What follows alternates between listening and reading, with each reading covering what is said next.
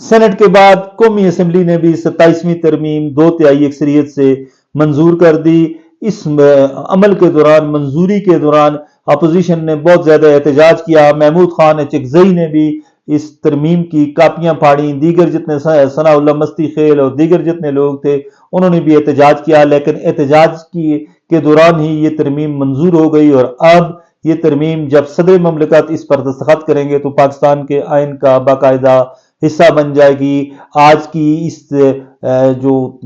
Session تھا national assembly کا اور ترمیم کی منظوری کے دوران جو سب سے عام ترین چیز تھی، بہت سے لوگ اس چیز پر نظر رکھے ہوئے تھے کہ ووٹ کو عزت دو کا نعرہ لگانے والے میاں نواز شریف جو سابق وزیر اعظم ہیں، رہبر ہیں، قائد ہیں، صدر ہیں مسلم لیگ نون کے، کیا وہ ووٹ دینے کے لیے آئیں گے یا نہیں آئیں گے۔ بہت سے حلقے یہ کہہ رہے تھے کہ جب انہیں نکالا گیا تھا تو انہوں نے نعرہ لگایا تھا کہ ووٹ کو عزت دو اور مجھے کیوں نکالا۔ اسی تسلسل میں لوگوں کا کہنا تھا کہ میاں نواز شریف آج قومی اسمبلی کے اجلاس میں نہیں آئیں گے اور وہ اس ترمیم کے حق میں ووٹ نہیں دیں گے، لیکن خلاف توقع بہت سے لوگوں کی توقعات کے برعکس وہ قومی اسمبلی میں نہ صرف آئے، انہوں نے مصافحہ کیا بلاول بھٹو سے، آصفہ زرداری کے سر پر دست شفقت رکھا اور دیگر لوگوں سے ملے، اور پھر انہوں نے اس ترمیم کے حق میں ووٹ دیا۔ جب اسپیکر نے کہا کہ جو لوگ اس ترمیم کے حق میں ہیں تو وہ اپنی نشستوں سے کھڑے ہو جائے، تو میاں نواز شریف صاحب بھی اپنی نشستوں سے کھڑے ہو گئے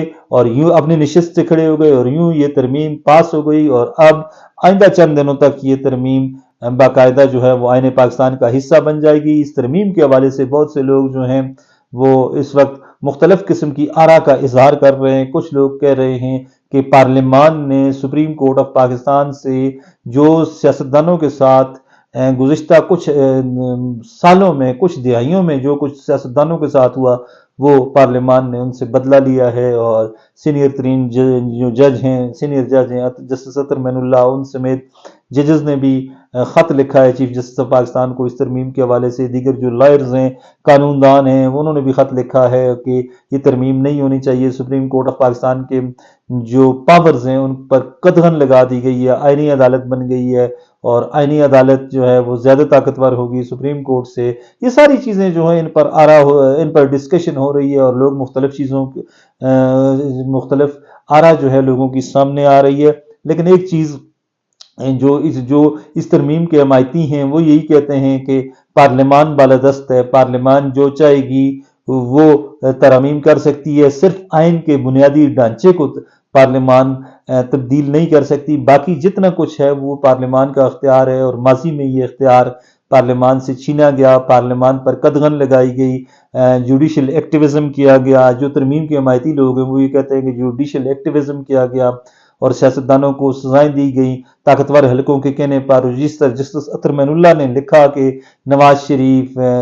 سید یوسف رضا گیلانی، مریم نواز اور اب عمران خان کے ساتھ جو کچھ ہو رہا ہے یہ طاقتور حلقوں کے کہنے پر ہو رہا ہے۔ یہ تو جسٹس اطہر معین اللہ نے اپنے خط میں لکھا ہے، لیکن جو لوگ اس ترمیم کے حمایتی ہیں وہ یہی کہہ رہے ہیں کہ